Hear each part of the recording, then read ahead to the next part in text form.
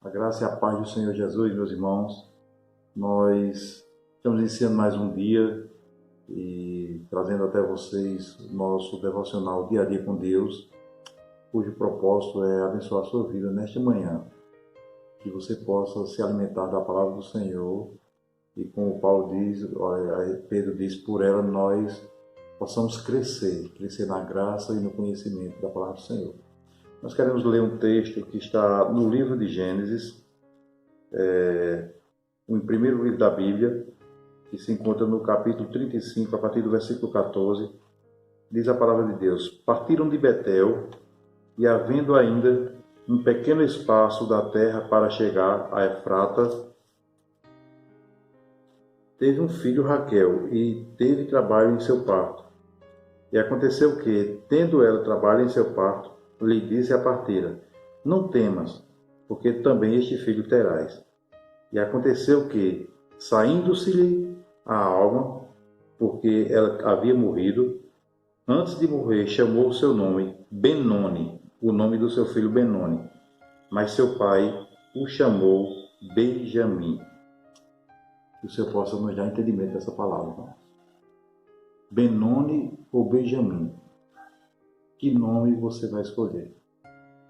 É a pergunta que eu faço para você nessa manhã. Trazendo para explicação, o nome na nação de Israel, ele tinha um significado muito profundo. Às vezes nós, quando temos um filho, simplesmente nós achamos um nome bonito e colocamos. Na nação de Israel não era assim. O nome dos seus filhos, eles refletiam muito o momento em que aquele menino havia nascido.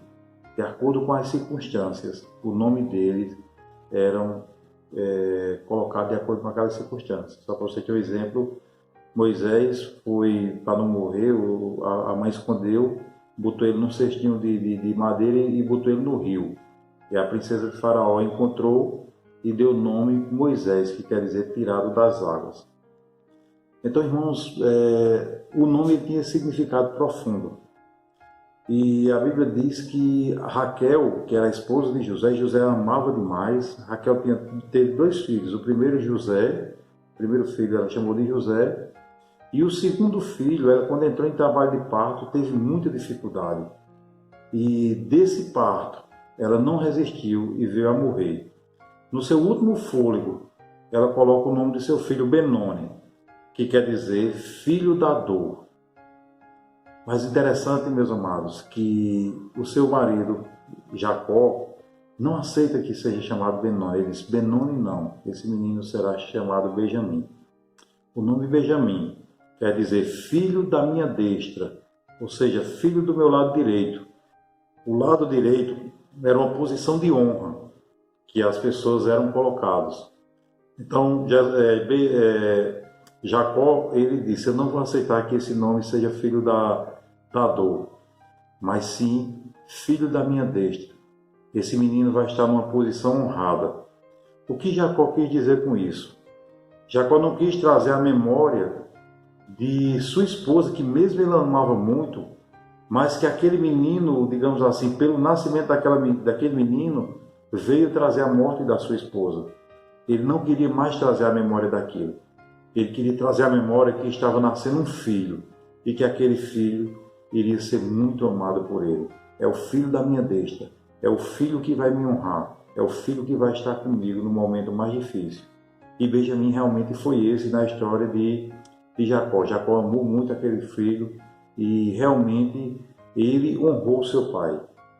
Meus amados, o que eu quero dizer para vocês aqui nessa manhã, o que eu quero compartilhar com vocês, diante disso que nós falamos aqui, Benoni ou Benjamim, a mesma circunstância e visões diferentes.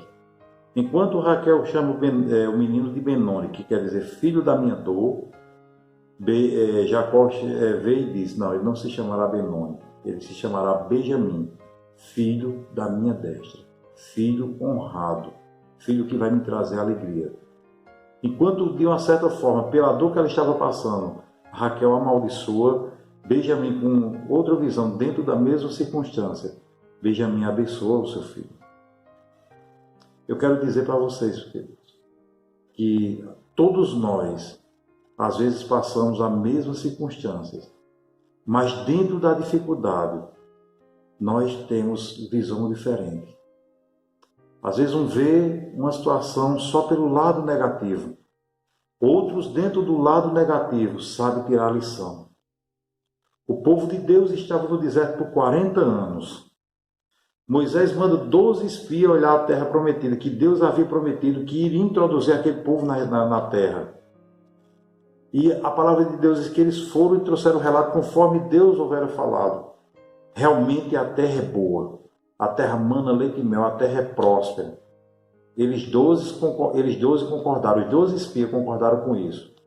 No entanto, 10 disseram, mas a terra é de gigante e vão nos esmagar. E ali todos começaram a murmurar. Mas 2, Josué e Caleb, conseguiram lembrar das promessas de Deus. E disseram para Moisés, se Deus prometeu, nós vamos entrar na terra. Então, a perspectiva de visão, ele vai mudar, vai fazer toda a diferença diante das circunstâncias que você vai passando. Eu quero convidar você nessa manhã, meu amado, adentro da dificuldade, adentro da crise, dentro da adversidade, dentro da luta, você procurar ter uma visão, uma perspectiva, um olhar positivo. Senhor, o que tu tens para mim nessa situação? É essa maneira que Deus se agrada. É essa atitude que Deus quer das nossas vidas, meus amados. Como eu falei aqui outro dia, na nossa reunião, Paulo e Silas estavam presos lá no cárcere, mas Paulo e Silas louvavam a Deus dentro do cárcere. Nós temos que nos soltar das circunstâncias, confiando em Deus e vendo nas circunstâncias momentos de procurar glorificar a Deus. Glórias ao Senhor. É um momento de dificuldade que dentro dessa crise nós podemos sim glorificar o nome do Senhor. Mude a perspectiva da sua vida. Tire o olho de Benoni.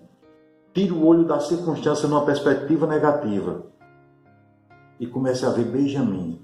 Comece a ver na mesma situação uma perspectiva positiva, que você venha glorificar o nome do Senhor.